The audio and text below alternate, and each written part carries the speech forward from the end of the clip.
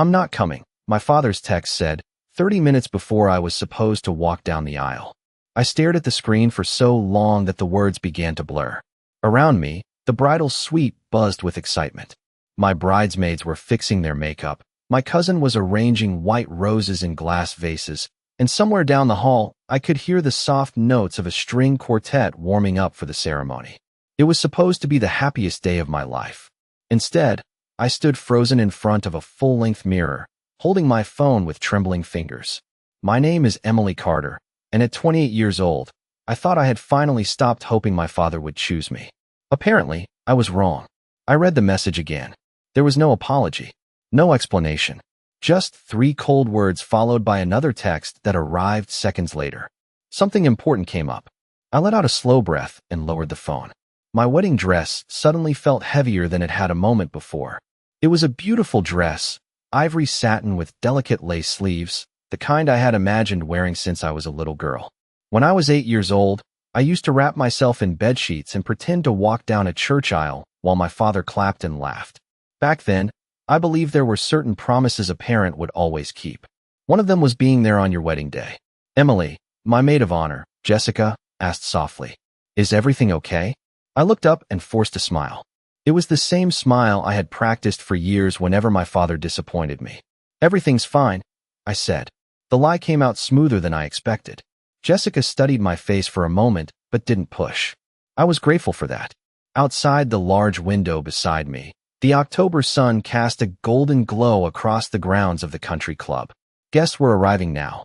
Families stepped from their cars dressed in suits and dresses, laughing and greeting one another. Somewhere among them was Ethan, the man I was about to marry. He was probably greeting relatives, shaking hands, and wondering why I hadn't texted him back yet. I wanted to tell him what had happened. I wanted to break down and cry. Instead, I walked to the corner of the room where my father's seat card rested on a small table. Richard Carter. Front row. I picked it up and turned it over in my hands. Months earlier, when we had toured venues together, I had shown him exactly where he would sit before the ceremony. He had nodded and smiled. Wouldn't miss it for the world, he'd told me. I should have known better than to believe him. My phone buzzed again. For one brief second, hope flared inside me. Maybe he had changed his mind. Maybe he was already on his way. I looked down at the screen. It wasn't my father. It was a social media notification. And what I saw next made my stomach drop even further. The notification was from Vanessa, my father's wife. I tapped it before I could stop myself. A new photo had been posted less than 3 minutes earlier. Vanessa stood smiling beside her daughter, Lily, in a backyard covered with pink balloons and ribbons. My father stood behind them with one arm around Lily's shoulders, grinning as if he did not have a daughter getting married in less than half an hour. The caption was simple. Sweet 16 with our favorite guy. I stared at the picture until my vision blurred. There it was. The important thing that had come up. Not an emergency. Not a flat tire. Not a sudden illness. A birthday party. My chest tightened, but strangely, I did not feel surprised. Hurt, yes. Embarrassed, definitely. But surprised? No. Deep down, I think part of me had spent years preparing for this exact moment. I locked my phone and slipped it into my purse. Across the room, Jessica was helping my younger cousin adjust a necklace. My mother was speaking quietly with the wedding coordinator near the door. Nobody knew yet. Nobody knew that the man who was supposed to walk me down the aisle had chosen somewhere else to be. For a moment, I considered telling my mother. Then I imagined the look on her face. The disappointment. The anger she would try to hide for my sake. I could not do that to her. She had worked too hard to make this day beautiful. So I took a deep breath and walked to the mirror again. The woman staring back at me looked calm. More calm than I felt. I touched the small pearl earrings my grandmother had left me years earlier. She used to tell me that character reveals itself when people have a chance to show up and choose not to. At the time, I never fully understood what she meant. Standing there in my wedding dress, I finally did. Another notification appeared on my screen. Then another. Friends and relatives were liking Vanessa's post. Some of them had no idea where my father was supposed to be right now. Others probably did. I wondered what they would think when they eventually connected the dots. The thought should have embarrassed me. Instead, it left me strangely numb. There was a soft knock on the door. The wedding coordinator stepped inside with an apologetic smile. "Emily, we are about 20 minutes from ceremony time." 20 minutes. I nodded and thanked her. The room suddenly felt quieter. The excitement was still there, but now it sounded distant, as if I were hearing it from another floor of the building. I reached into my purse and looked at my phone one last time. No new message from my father. No explanation. No apology. Just silence. The same silence that had followed so many missed birthdays, forgotten phone calls, and broken promises over the years. I slipped the phone away and looked toward the window. Guests continued arriving. Families gathered together. Fathers walked beside daughters. I swallowed hard and forced another smile. Everyone else thought he was running late. Only I knew he was never coming. I wish I could say that day was the first time my father chose someone else over me, but that would not be true. Standing in that bridal suite, staring at the door he would never walk through, I realized this moment had started years ago. It probably started the day Vanessa entered his life. Before that, things were not perfect between us, but they were real. He came to my soccer games on Saturday mornings. He taught me how to ride a bicycle on our quiet neighborhood street. He used to bring home chocolate chip ice cream after difficult school days. When my parents divorced when I was 13, he promised me nothing would change between us. I believed him. Children always believe promises from their parents. At first he called every week, then every other week, then only when I called him first. When he married Vanessa 2 years later, I tried hard to make things work. I bought birthday gifts. I attended family dinners. I smiled through awkward holidays.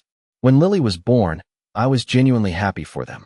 She was a beautiful little girl, and none of what happened was ever her fault. But slowly, without anyone saying it out loud, my place in my father's life began to shrink. There was always a reason.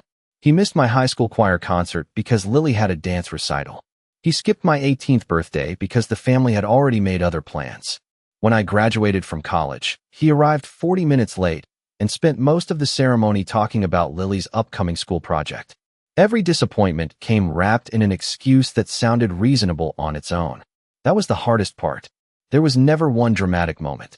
Just 1,000 small choices that all pointed in the same direction. Her needs came first. Mine came second. Then third. Eventually, not at all. I remember one Christmas when I was 23. I drove 3 hours through freezing rain to spend the holiday with them.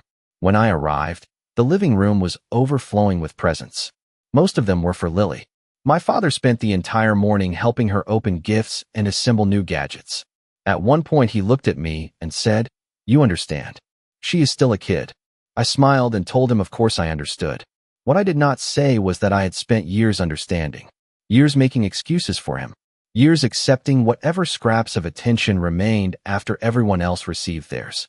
A knock interrupted my thoughts. Jessica stepped into the room carrying a small bouquet of white roses. 5 minutes, she said gently. 5 minutes until the ceremony. 5 minutes until everyone would notice the empty seat in the front row. I nodded and took the bouquet from her. The petals felt cool against my fingertips. Then, from somewhere down the hallway, I heard guests beginning to take their seats. The ceremony was about to begin, and for the first time in my life, I stopped wondering whether my father would choose me. He already had his chance. He had made his choice. The music began a few minutes later. Soft piano notes drifted through the hallway, signaling that guests had taken their seats. My heart should have been racing because I was about to marry the love of my life. Instead, I found myself staring at a single empty chair through the slightly open door of the bridal suite. The front row was visible from where I stood. Most people would never notice that particular chair. To everyone else, it was just another seat among dozens. To me, it felt enormous. It held every promise my father had made and every promise he had broken. My mother stepped beside me and gently squeezed my hand. She had not asked any questions yet. Somehow, mothers always know when the truth will hurt too much to say out loud. "You look beautiful," she whispered.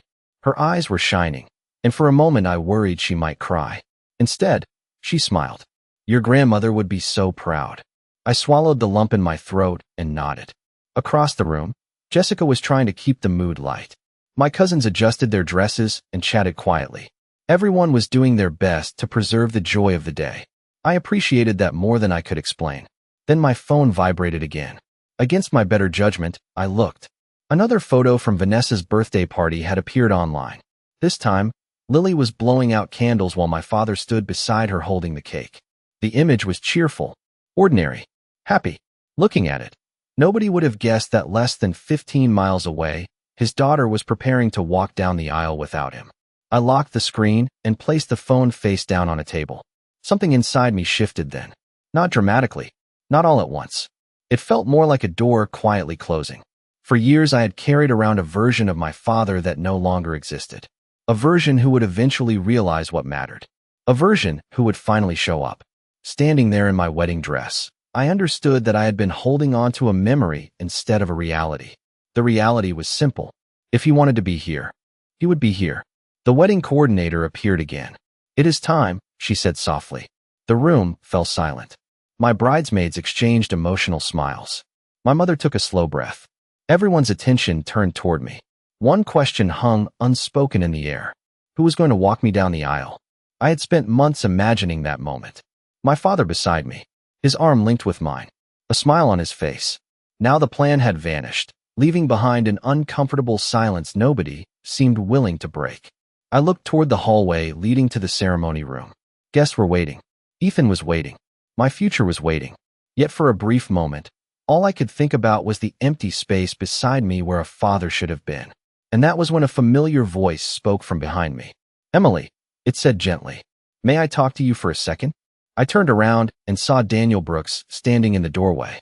Daniel stepped into the room with the calm, steady presence he always seemed to carry. At 62, he was not the loudest person in any room, nor the most outgoing. But there was something reassuring about him. The kind of person who listened before speaking and showed up when it mattered. Over the 3 years Ethan and I had been together, Daniel had never tried to take center stage in anyone's life. He simply cared about people, and somehow that made him impossible not to trust.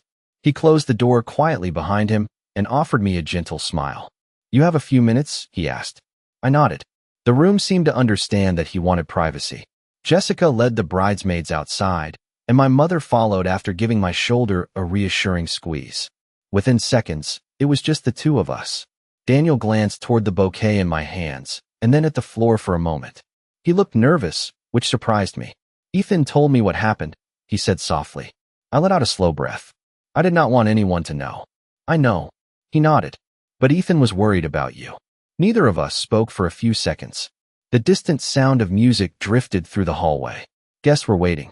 Time was moving forward whether I was ready or not. "I am sorry," Daniel said, "for what your father did." The simple honesty in his voice nearly broke me. Not because of the apology itself, but because it was the first time all day someone had acknowledged the hurt without trying to explain it away. No excuses. No attempts to make me feel better. Just the truth. I stared at the roses in my hands. "I think part of me always knew this could happen," I admitted. Daniel nodded slowly, as if he understood exactly what I meant. Sometimes the hardest disappointments are the ones we spend years preparing for. A sad smile touched my lips. That was exactly it. He looked toward the doorway, then back at me. "Emily, there is something I would like to ask." My heart tightened. His expression grew more serious. "You can say no. I want you to know that first." I looked up at him. For a brief second, I saw emotion in his eyes that he seemed to be trying very hard to hide. "If you would allow me," he said carefully, "I would be honored to walk beside you today." The room fell completely silent. I could hear my own heartbeat. Daniel immediately continued speaking. "Not because I could ever replace anyone, and not because I think this changes what happened. It does not. But nobody should have to take that walk feeling abandoned." I felt tears gathering in my eyes. Real tears this time. Not from sadness alone, but from something else. Relief. Kindness. The realization that while one person had chosen not to show up, another had stepped forward without being asked. Daniel smiled gently. "You have always felt like family to me, Emily." I lowered my gaze for a moment and tried to steady my breathing. Then I looked back at him and whispered the only answer that felt right. "I would love that." For the first time since receiving my father's text, the empty space beside me no longer felt empty. The wedding coordinator opened the door again a few moments later and smiled through tears she was clearly trying to hide. News travels quickly at weddings, especially when people care. Somehow, without a single announcement, everyone who needed to know seemed to understand what was happening. Daniel offered me his arm, but before we stepped into the hallway, he paused. "There is something you should know," he said. "You do not owe anyone a brave face today. You do not have to pretend this does not hurt." I looked at him and felt another wave of emotion rise in my chest. For most of my life, people had expected me to be understanding, to be patient, to accept disappointment gracefully. Daniel was the first person who seemed to understand that being strong and being hurt were not opposites. "Thank you," I whispered. He nodded and gently patted my hand. Then we stepped into the hallway together. The music had changed. The ceremony was beginning. Guests turned as we approached the entrance. I noticed a few surprised expressions at first. Then those expressions softened into something warmer. Understanding, support, kindness. Nobody asked questions. Nobody looked uncomfortable. They simply smiled. My mother was waiting near the doors. The moment she saw Daniel beside me, her eyes filled with tears. She pressed her hand against her mouth for a second before pulling both of us into a brief embrace. "Thank you," she told him quietly. Daniel shook his head. "There is no need to thank me." But there was. We all knew it. Across the room, I caught sight of Ethan standing at the altar. The second he saw me, his face changed. Relief washed over him. He had been worried. I could tell. Then his eyes moved to his father standing beside me. A small smile appeared on his face. Not a surprised smile. More like the smile of someone who had just watched the world become what it should have been all along. The doors remained closed for another minute while the final preparations were completed. During that brief pause, I found myself remembering dozens of moments from the past 3 years. Daniel teaching Ethan and me how to grill hamburgers during our first summer barbecue. Daniel helping us move furniture into our first apartment. Daniel driving 2 hours through a snowstorm when Ethan's car broke down on the interstate. He never made speeches about family. He simply showed up. Again and again. That was the difference. My father had spent years promising. Daniel had spent years doing. The doors finally began to open. Sunlight poured through the tall windows of the ceremony room. Rows of guests turned toward us. The aisle stretched ahead like a path into an entirely new life. I felt nervous, emotional, overwhelmed, but I no longer felt abandoned. Daniel looked at me one last time. "Ready?" he asked gently. I took a deep breath, tightened my grip on the bouquet, and smiled. For the first time all day, the smile felt real. "Yes," I said. "I am ready." The first note of the processional filled the room, and everything seemed to slow down. Daniel and I took our first step forward together. Then another. The polished wooden floor reflected the afternoon sunlight streaming through the tall windows. White flowers lined the aisle. Candles flickered softly along the edges of each row. It was exactly how I had imagined my wedding day would look, just not how I had imagined it would feel. As we began walking, I noticed people smiling through tears. Some guests glanced briefly toward the empty chair in the front row before looking back at me. Strangely, that chair no longer carried the same weight it had only minutes earlier. It was still empty, but it no longer defined the moment. The man beside me did. Daniel kept his pace steady and calm. He never tried to draw attention to himself. He never acted like he was rescuing the day. He was simply there, present, reliable, the way family is supposed to be. Halfway down the aisle, I looked toward Ethan. His eyes never left mine. The moment he saw me smile, I watched his shoulders relax. He smiled back, and suddenly the nervousness that had followed me all morning began to disappear. This was what mattered. Not who had failed to show up, but who had. My mother dabbed at her eyes with a tissue in the front row. Jessica was openly crying now. Even a few guests I barely knew seemed emotional. Later, several people told me they had never witnessed a more meaningful walk down the aisle. At the time, I did not fully understand why. Then Daniel quietly leaned toward me and said something I will never forget. "You know," he said softly, "a father is not measured by the day he becomes one. He is measured by every day after that." I felt my throat tighten. The words were simple, yet they carried more truth than any speech I had ever heard. We reached the end of the aisle. Ethan stepped forward and extended his hand toward me.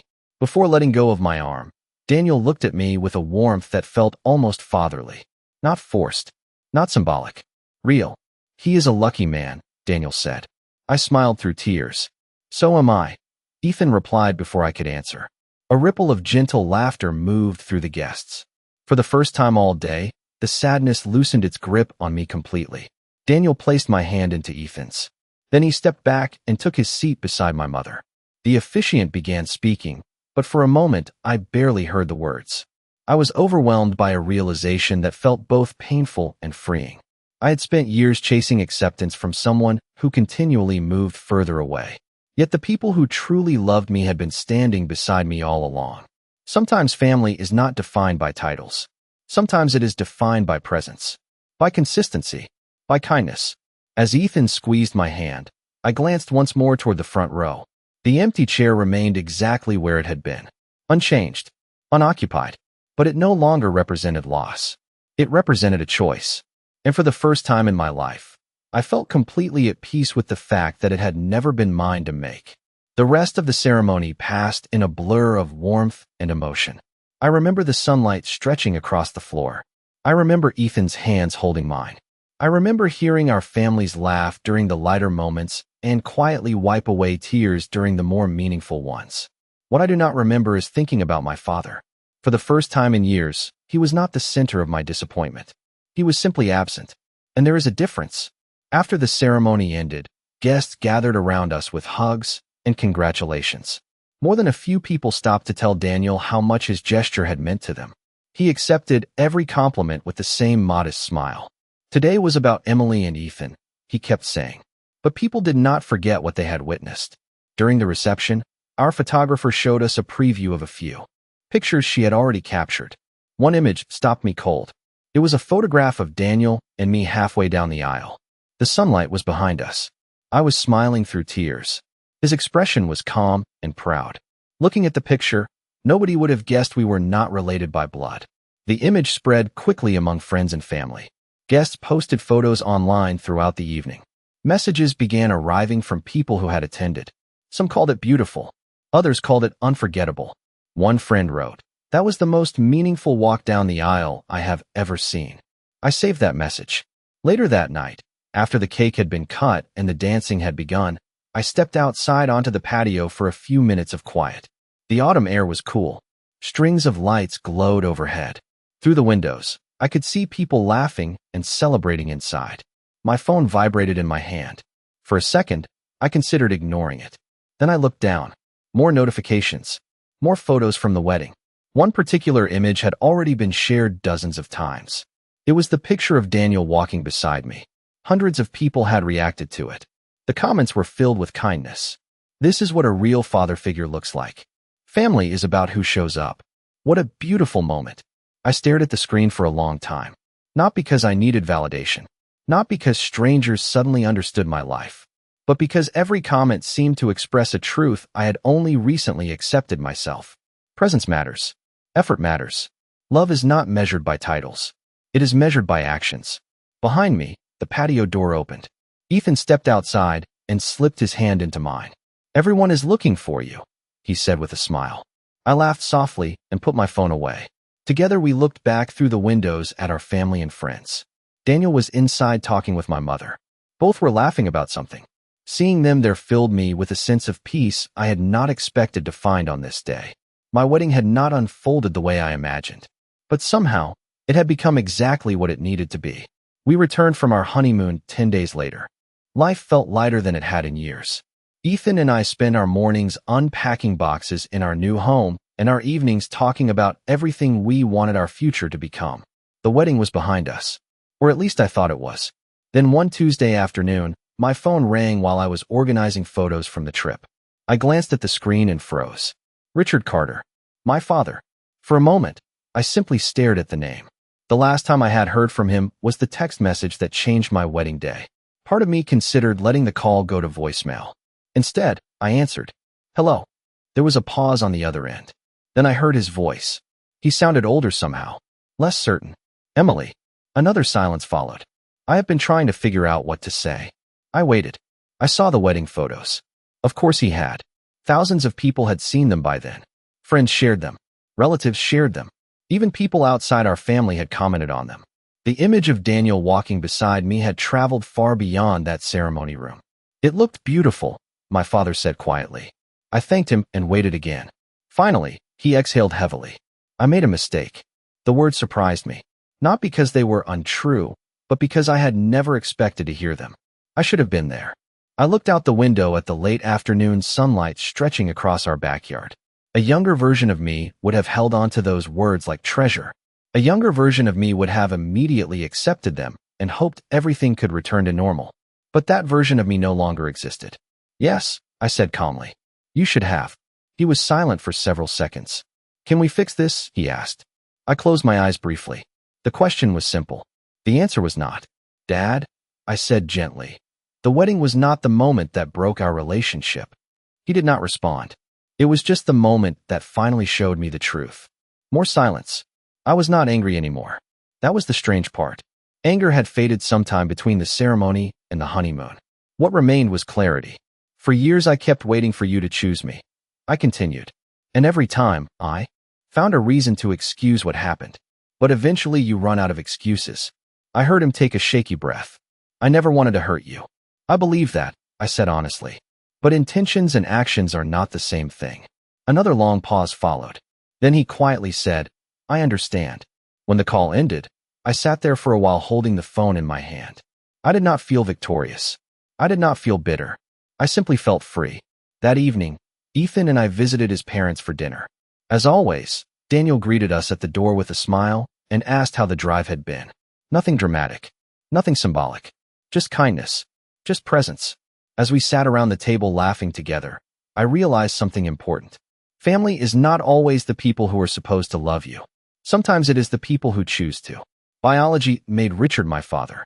But on the day that mattered most, another man showed me what being a father truly looks like. And that made all the difference.